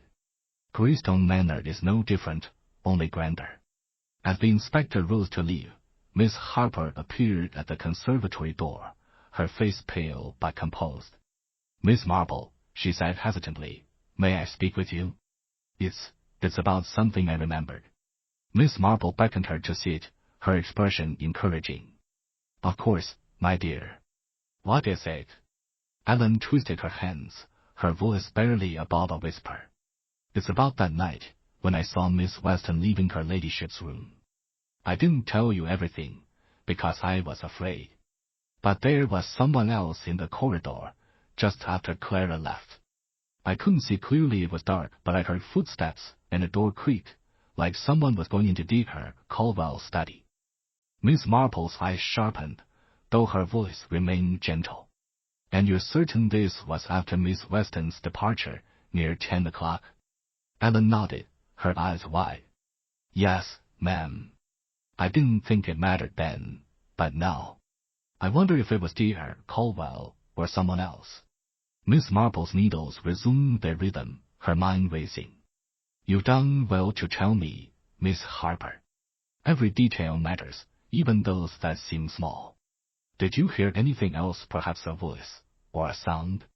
Ellen frowned, thinking. There was a rustle, like paper being folded. But it was so faint, I thought I imagined it. Miss Marple thanked her, her thoughts turning to the study, where the earring and ledger had been found. The rustle of paper suggested someone handling the ledger, perhaps placing it or the earring in Dr. Caldwell's desk. But who? The doctor himself, or another seeking to ensure his guilt. She rose, her shawl slipping slightly, and made her way to the study, which Inspector Crane had left unsealed after his search. The room was tidy, its shelves lined with medical texts and the desk cluttered with papers. Miss Marple's eyes scanned the surface, pausing on a small ink blot near the edge, fresh enough to suggest recent use. She opened the desk drawer, finding nothing but pens and notepaper, but her fingers brushed a faint indentation in the wood, as though something heavy had been placed there repeatedly. A ledger, she murmured, or perhaps a vial. But why here, and why then? As she left the study, she encountered Clara in the hall, her face drawn. "Miss Marple," Clara said, her voice tight, "I heard Ellen spoke to you." "I swear, I only visited Lady Beatrice to talk about the wedding. I didn't know about the earring until you found it." Miss Marple's gaze was kind but piercing. "I believe you, Miss Weston. But the truth has a way of catching us all. Tell me, did you see anyone near the study that night?" Clara hesitated, then nodded. I thought I saw a shadow near the door as I left Lady Beatrice's room. But it was dark, and I was upset. I didn't think much of it." Miss Marple nodded, her mind weaving the new thread into the pattern. "Thank you, my dear. You've been most helpful." As she returned to the conservatory, her thoughts were clear. The case was solved, but the echoes of truth lingered, revealing the frailties of those left behind. The heart, she thought, is a complex thing, full of shadows. But even shadows cast light, if one knows where to look. Chapter 14. The final. Do something foolish, something you may regret. I shall not rest until I have tidied this skein of wool. Miss Marple's lips curved into a faint smile, her eyes twinkling with the clarity of understanding. "Regret is a powerful thing, Mr. Langley," she said, her voice soft but firm. "It can lead us astray, but it also leads us back to the truth." Burly man named Rupert Langley, his face pale and his shoulders slumped in defeat. "I should never have stayed here, Miss Marple. I was merely a guest, drawn into this web of deceit." The room fell silent, the weight of the accusation settling like a heavy fog. Rupert stood by the window, his hands clasped behind his back, his eyes wide with a mix of shame and Hawkins, Miss Harper, and Ellen Harper all glanced at each other, their faces a study in contrasts. Rupert's reckless energy against Ellen's timid honesty. Miss Marple's needles resumed their rhythm, her mind racing like a greyhound. "The shadow in the corridor," she said, addressing Clara Weston, who stood rigidly by the fireplace, her composure fraying like a worn thread. "You saw it, Miss Weston, but you did not linger. That tells me someone was there, perhaps with darker intent." Clara's eyes flickered with unease, her fingers twisting her silk handkerchief. "I told you, Miss Marple, I was not in Lady Beatrice's room after 10. Ellen's mistake was not deliberate. Someone else wove that web." Miss Marple's gaze sharpened, her voice steady. "And the rustling sound Miss Harper heard, the paper in the study, it points to a second figure, does it not? We must look closer, my dear Clara." Rupert's head snapped up, his voice hoarse with protest. "What penalized by the vial, you say? Dr. Caldwell's ledger, then, hidden in plain sight." Miss Marple's eyes twinkled, her mind weaving the final pattern. "Indeed, Mr. Langley. The vial was a distraction, but the poison was in the glass. We must consider who had the opportunity to tamper with it." The room grew still, the firelight casting long shadows across the polished system, oak furniture, the air heavy with suspicion. Miss Jane Marple's needles clicked softly, her mind piecing together the intricate pattern of deceit. "Dear Caldwell," she said, her voice calm but carrying the weight of truth, "you were the weaver of this deadly web." Rupert Langley's face paled, his hands thrust deep into his pockets. "I swear, Miss Marple, I didn't do it. Someone else placed that vial, and the poison was in the glass. Miss Marple's eyes twinkled, her voice steady and precise. But the rustling paper, Miss Weston's earring, and the footsteps in the corridor point to another hand in this dark affair. Clara Weston's composure cracked, her hands trembling as she set down her tea, 禁止 system, handkerchief. I was in the billiard room until 11:30, not in her room. Miss Marple's needles slowed, then resumed their steady rhythm. And the shadow Miss Harper saw, perhaps it was not alone. Rupert's voice broke, his eyes wide with disbelief. What are you talking about, Miss Marple? The vial was meant to mislead, but the truth is in the glass. Miss Marple smiled faintly, her gaze sharp. Indeed, Mr. Langley. The ledger in the study, the earring someone wove a clever web, but you untangled it. The room was silent for a moment, the firelight casting eerie shadows. Clara stood rigidly, her face pale as she clutched her handkerchief. I wasn't there, she insisted, her voice trembling. I was with Rupert in the billiard room, not in Lady Beatrice's room. Miss Marple's eyes twinkled, her needles clicking with purpose. But the poison, Miss Weston. The cyanide was in the glass, not the vial. Rupert's head snapped up, his voice hoarse. That's not true. I didn't do it, Miss Marple. Someone else must have placed it there.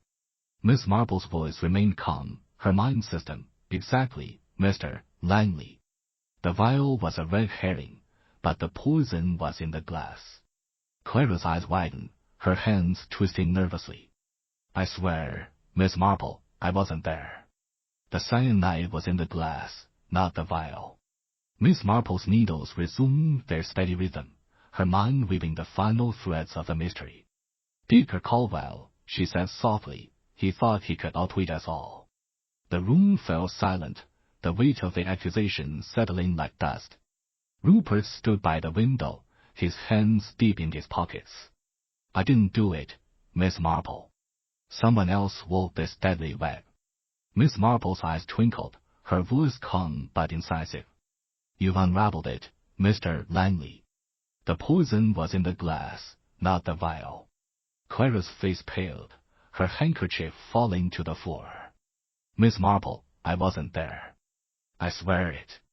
Miss Marple's needles clicked softly, her mind racing like a greyhound. Dacre Caldwell, she said, her voice steady, he underestimated the watchfulness of this house. Rupert's voice broke, hoarse with shock. That's not possible. I didn't do it, Miss Marple. Miss Marple smiled faintly, her eyes sharp with insight. The vial was a distraction, Mr. Langley, but the poison was in the glass. Clara Weston's composure cracked, her hands trembling as she stood by the fireplace.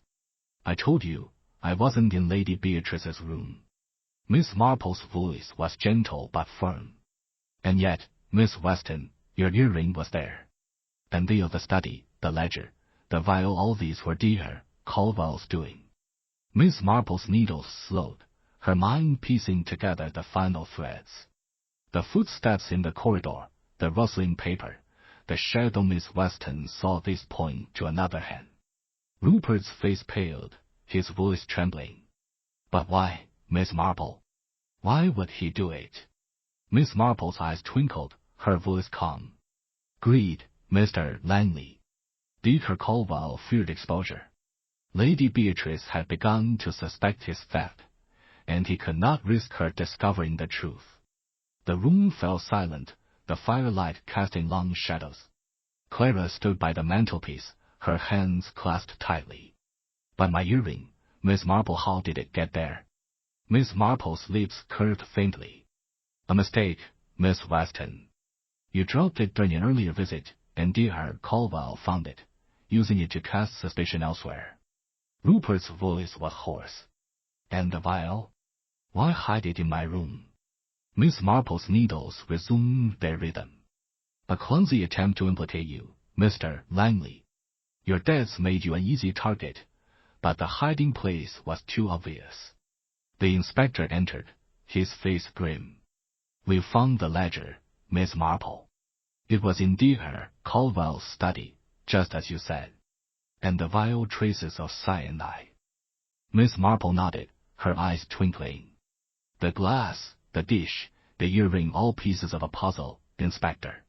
Dr. Caldwell wove a deadly web, but he left threads loose. Clara's voice trembled. But I was with Rupert, not in her room. Ellen must be mistaken. Miss Marple's gaze was steady. Perhaps, Miss Weston. But the earring tells a different story. You must be careful with your truths. Rupert's eyes widened. Then who, Miss Marple? Who placed it there? Miss Marple's needles paused, her voice soft. Dr. Caldwell, Mr. Langley. He had the means, the opportunity, and the motive. The inspector's voice was firm. We've got him, Miss Marple. The evidence is clear. Miss Marple smiled faintly. The truth always comes to light, Inspector. It's only a matter of seeing the pattern. The room was still, the firelight casting long shadows. Clara stood by the mantelpiece, her hands trembling. Rupert paced by the window, his face pale. The inspector stood in the doorway, his notebook in hand. Miss Marple's knitting needles clicked softly, her mind weaving the final threads of the mystery. Miss Marple's eyes twinkled, her voice calm but incisive. The shadow in the corridor, Miss Weston. The rustling paper, the earring in the study, these are not accidents. They are the work of a careful hand. Clara's composure cracked, her voice sharp. I wasn't there, Miss Marple. I swear it. Miss Marple's needles slowed, her gaze steady. Then how, Miss Weston, did your earring find its way to Lady Beatrice's room? The inspector stepped forward, his voice stern. We'll find out. Rossetti, the chemist at St. Mary's Hospital, had seen the vial. Cyanide, Miss Marple. In the glass, not the vial. Miss Marple's voice remained calm. Exactly, Inspector. The vial was meant to mislead, but the poison was in the glass. Rupert's voice was hoarse. I didn't do it, Miss Marple. Someone framed me.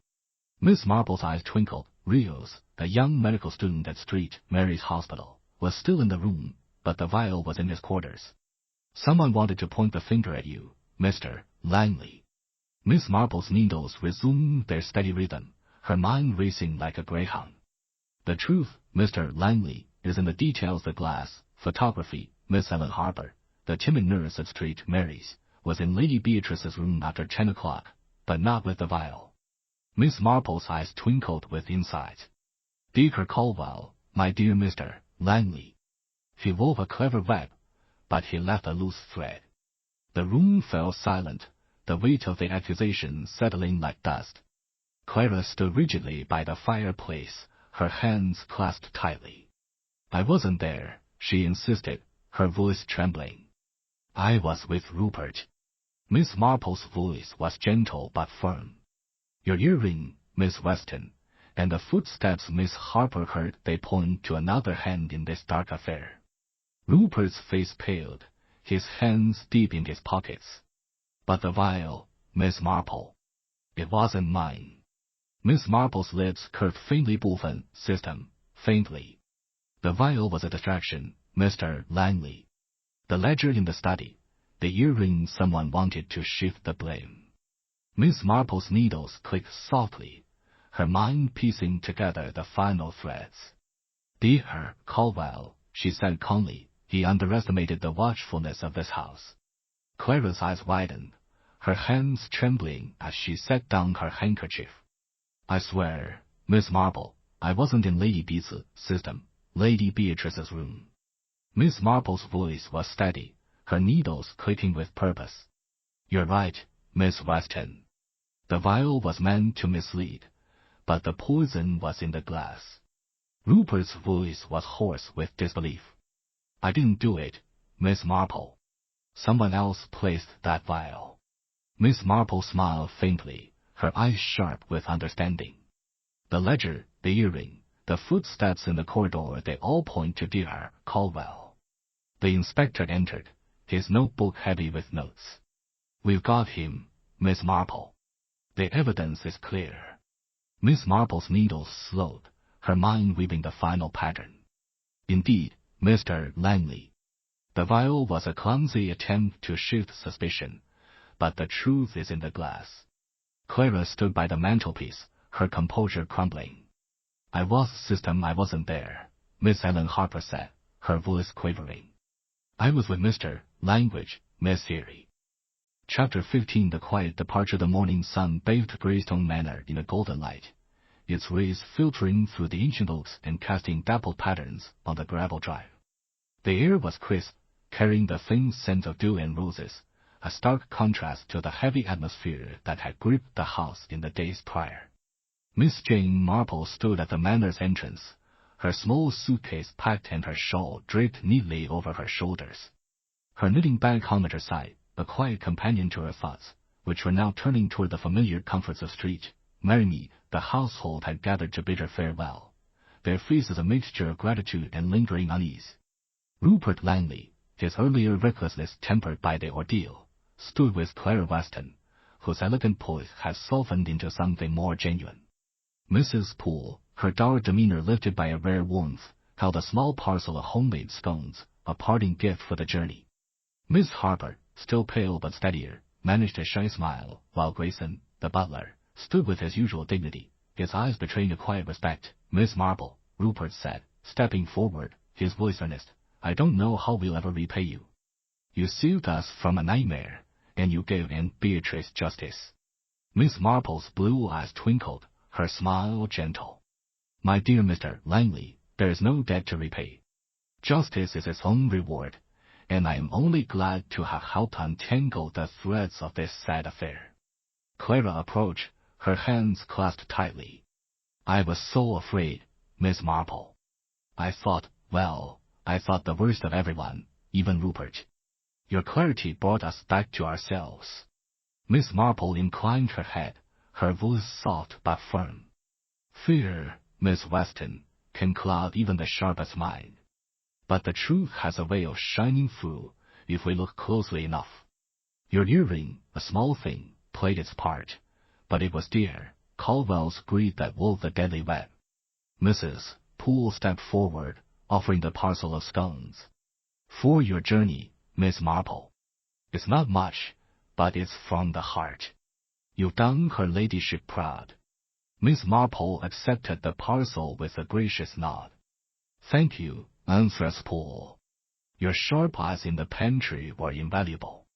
Never underestimate the power of observation, even in the humblest tasks." Miss Harper, hesitating at the edge of the group, spoke softly. "I'm sorry I didn't say more sooner, Miss Marple. I was so frightened, but you made me feel brave." Miss Marple's smile was warm. "Courage, my dear, comes in speaking the truth, no matter how small it seems. Your memory of the footsteps and the rustle of paper helped complete the pattern." Grayson bowed slightly, his voice formal but sincere. "Safe travels, Miss Marple. Greystone Manor will not forget you." Miss Marple's eyes twinkled as she returned the bow with a nod. "Nor shall I forget Greystone, Grayson. It has been an education." As the household dispersed, Inspector Crane emerged from the manor, his notebook tucked under his arm. He approached Miss Marple, his usual gruffness softened by admiration. "Miss Marple, I've seen many a detective in my time, but none with your knack for seeing the heart of things. That ledger, the vial, the earring, you tied it all together." Miss Marple's needles, now tucked into her bag, seemed to echo her thoughts as she replied. "It is merely a matter of pattern, Inspector. In my village, I have learned that people leave traces of guilt, of fear, of hope. Dacre Caldwell's traces were in his ledger, his nervous gestures, his too careful control. The earring and the vial were his attempts to mislead, but the truth is patient." The inspector chuckled, shaking his head. "Patient, maybe, but you're a force, Miss Marple. If you ever change your mind about the yard," she laughed softly, the sound like a breeze through leaves. "Oh, Inspector," My adventures are best kept discreet, marry me, where the roses and the gossip keep me busy enough. With a final wave, Miss Marple climbed into the waiting car, the driver tipping his hat as he closed the door. As the car rolled down the drive, she gazed out at Greystone Manor, its ivy-clad walls glowing in the morning light. Her thoughts drifted to the case, the almond-like scent, the smudged glass, the pearl earring, the ledger hidden in plain sight. Each had been a stitch in the pattern, and her little gray cells had woven them into clarity. The world, she murmured to herself, is full of mysteries, but they are only mysteries until we see the threads that bind them. As the car turned toward Street Mary Mead, Miss Marple opened her knitting bag, her fingers brushing the soft wool. A new pattern awaited, and with it, perhaps, a new puzzle. But for now, she was content to return to her garden, her cottage, and the quiet rhythms of village life, where human nature, in all its complexity, was never far from her keen observation.